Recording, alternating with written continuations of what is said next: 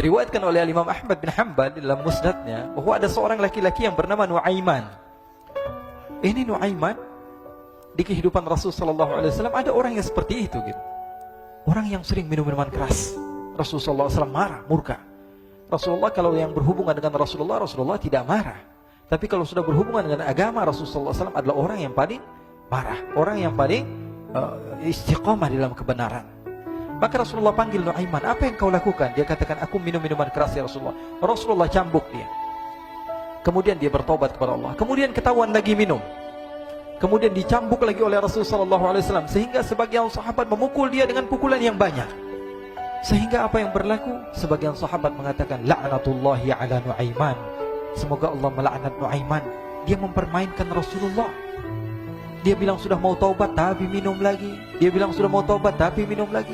Maka Rasulullah SAW mengatakan, la tal'anuh fa innahu yuhibbullah wa rasulah. Kata Rasulullah, jangan kamu laknat Nuaiman, karena dia itu cinta sama Allah, cinta sama Rasulnya. Dalam riwayat dia dicintai Allah dan dicintai oleh Rasulnya Muhammad sallallahu alaihi wasallam. Ibn Majah menceritakan bahwa Nuaiman ini pernah suatu waktu diajak oleh Sayyidina Abu Bakar pergi ke negeri Syam. Negeri Syam itu di mana? Seperti yang diceritakan tadi, antara daerah Suriah, Lebanon, Yordania, kemudian Palestina. Daerah seperti itu. Umumnya orang Quraisy pada masa itu mereka memiliki rihlah berdagang, membeli dagangan ke Syam, kemudian dijual lagi di kota Makkah. Ketika itu Rasulullah SAW didatangi Abu Bakar. Sayyidina Abu Bakar mengatakan kepada Rasulullah, ya Rasulullah, saya mau izin ya Rasulullah. Mau apa?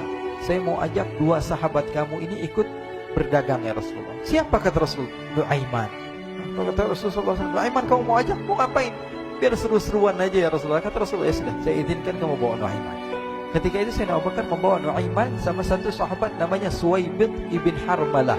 Siapa namanya? Suwaibid ibn Harmalah. Ini sahabat Rasulullah SAW yang memiliki sifat yang berbeda-beda. Kalau Nuaiman ini aneh. Pernah Rasulullah SAW dibawain makanan banyak, dikasih Rasulullah, dikasih sahabat semua. Semuanya sudah makan, tiba-tiba si Nuaiman ini, sahabat Nabi Nuaiman mengatakan kepada Rasulullah, ya Rasulullah, ini yang penjualnya, tolong kau yang bayar ya Rasulullah. Makanan udah habis. Makanan udah habis. Rasulullah SAW bingung, saya yang bayar. Akhirnya Rasulullah katakan kepada sahabat, ayo keluarkan uang, kita patungan, kita bayar. Rasulullah aja dimainin, apalagi kita orang. Sallu ala Nabi Muhammad. Nuaiman diajak Sayyidina Abu Bakar. Kata Rasulullah SAW, benar kamu mau ajak Nuaiman? Iya ya Rasulullah. Diajaklah. Diceritakan dalam riwayat Ibn Majah, diceritakan juga dalam Siyar A'lam An-Nubala, diceritakan juga dalam Musnadnya Imam Ahmad bin Hanbal, dalam riwayat Imam Ahmad bin Hanbal. Maka diceritakan Nuaiman diajak oleh Sayyidina Abu Bakar. Sesampainya di negeri Syam, semua dibagi tugas. Fulan bin Fulan kerjaannya ini, Fulan bin Fulan kerjaannya ini, semua memiliki kerjaan. Nuaiman tanya, wahai Abu Bakar, kerjaannya saya apa wahai Abu Bakar? Kata Sayyidina Abu Bakar, kamu mau ngapain terserah kamu wahai Nuaiman. Yang penting kamu ikut saya kan. Kemudian satu di antara mereka namanya Suwaibid ibn Harmalah. Ditanya oleh Sayyidina Abu Bakar, wahai Suwaibid, kamu mau kerjaan apa? Kata Suwaibid, terserah kamu wahai Abu Bakar. Kata Sayyidina Abu Bakar, kamu menjaga makanan, karena saya tahu kamu ini adalah orang yang senantiasa menjaga amanah. Suwaibid ini kalau disuruh maju dia maju, disuruh mundur dia mundur, disuruh ke kanan dia ke kanan, disuruh ke kiri dia ke kiri. Orang yang ikut aja. Kalau Nuaiman beda, disuruh maju dia ke belakang, kasih sen kanan ke kiri belok. Nuaiman itu orang yang berbeda. Maka Suwaibid mendapatkan tugas, semua mendapatkan tugas kecuali Nuaiman. Sehingga ikhwani, apa yang berlaku, apa yang terjadi? Sayyidina Abu Bakar pergi sibuk dengan kesibukannya, sehingga datanglah waktu siang. Nuaiman sudah lapar. Nuaiman cari makanan. Dia nggak punya uang, diajak Sayyidina Abu Bakar tapi tidak diberikan uang. Sehingga dia cari-cari makanan. Dia tahu Suwaibid yang jaga makanan. Dikatakan, wahai Suwaibid, saya mau makan, berikan kepada saya satu roti saja. Yang terpenting apa? Saya makan sekarang, saya sudah lapar. Kata Suwaibid, ya Allah Nuaiman, kita tunggu Abu Bakar saja sehingga dia datang, karena ini amanat. Amanat dari Abu Bakar, saya tidak boleh berikan kepada siapapun kecuali atas izin Abu Bakar. Kata Nuaiman, kasih saya makanan, kalau tidak saya bikin masalah sama kamu.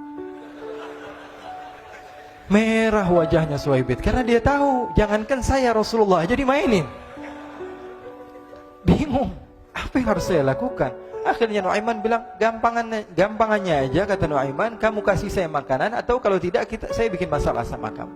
Bingung Suhaib pikir panjang. Setelah itu dia katakan, ya sudah Nuaiman, saya tetap mau jaga amanah Abu Bakar, karena saya takut ini adalah perintahnya Allah, perintahnya Rasulullah SAW, dan perintah daripada Abu Bakar sahabatnya Nabi.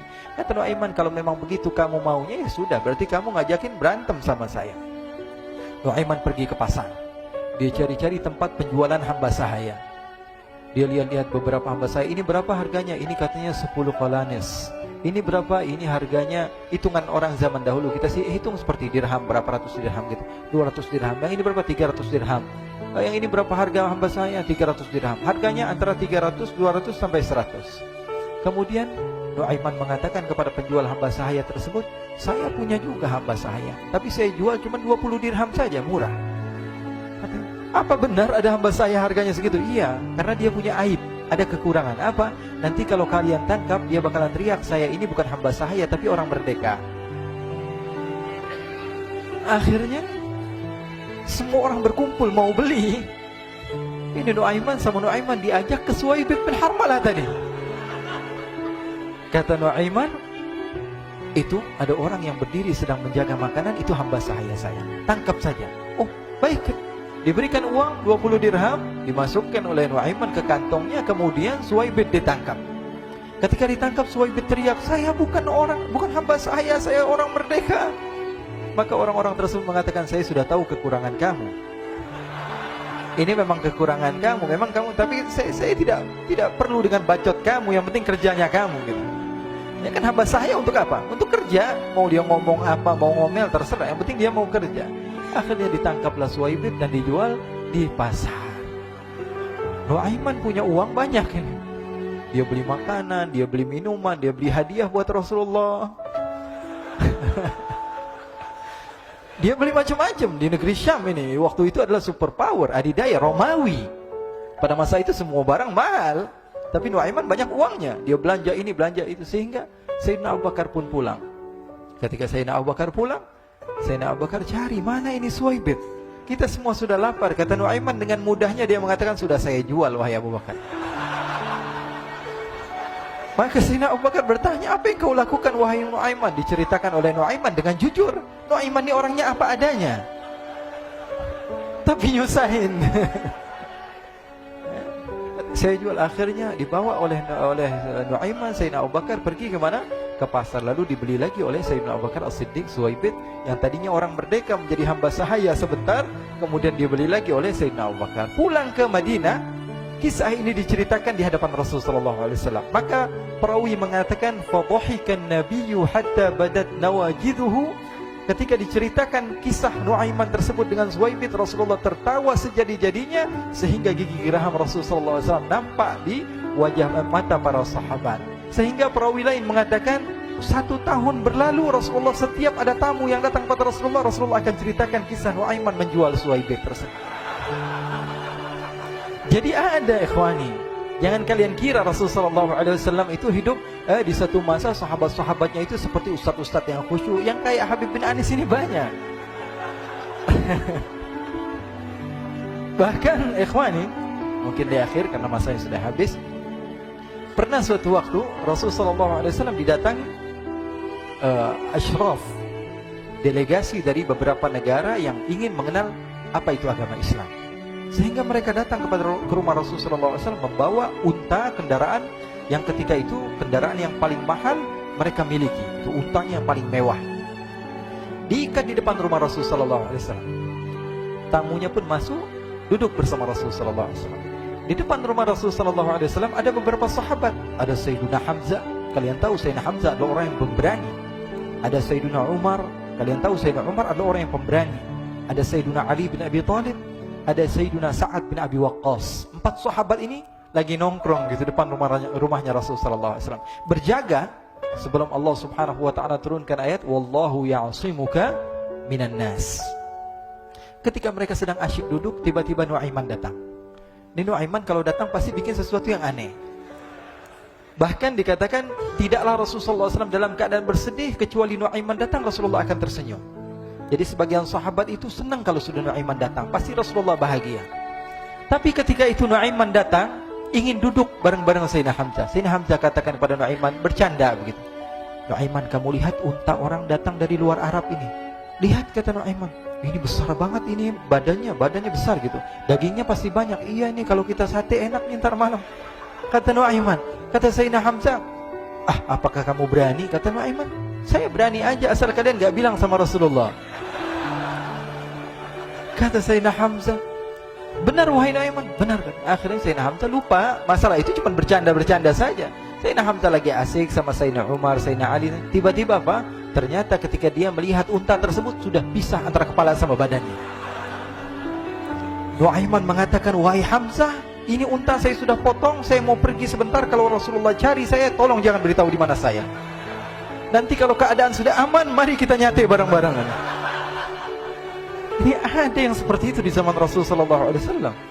Maka dia pun berlari dan berlari mencari satu tempat supaya Rasulullah SAW dia selamat daripada Rasulullah SAW. Sehingga Sayyidina Hamzah bingung, ini kalau Rasulullah keluar gimana? Ada Hamzah Asadullah, ada Ali bin Abi Thalib, ada Umar, gak bisa jaga kendaraannya, tamunya Rasulullah SAW. Akhirnya benar apa yang terjadi, ikhwani. Rasulullah SAW tamunya mau pulang. Ketika dia buka pintu tamu melihat apa? Untanya sudah begitu.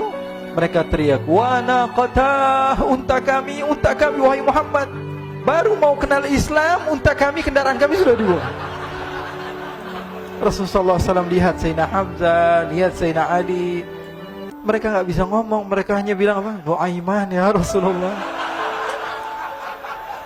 Rasulullah perintahkan Sayyidina Umar, wahai Umar, sekarang kamu ambil uang, kemudian kamu gantikan, kemudian kamu berikan 2 kali lipat daripada harta unta ini, sehingga apa? Agama Islam tidak didengar dengan sesuatu yang tidak baik di luar sana. Akhirnya diberikan harta, diberikan unta yang baru dan diberikan harta yang lebih untuk orang tersebut, sehingga orang tersebut tidak menjelek-jelekan agama Islam. Kata Rasulullah SAW, dan sekarang waktunya kita balas dendam sama Nuaiman.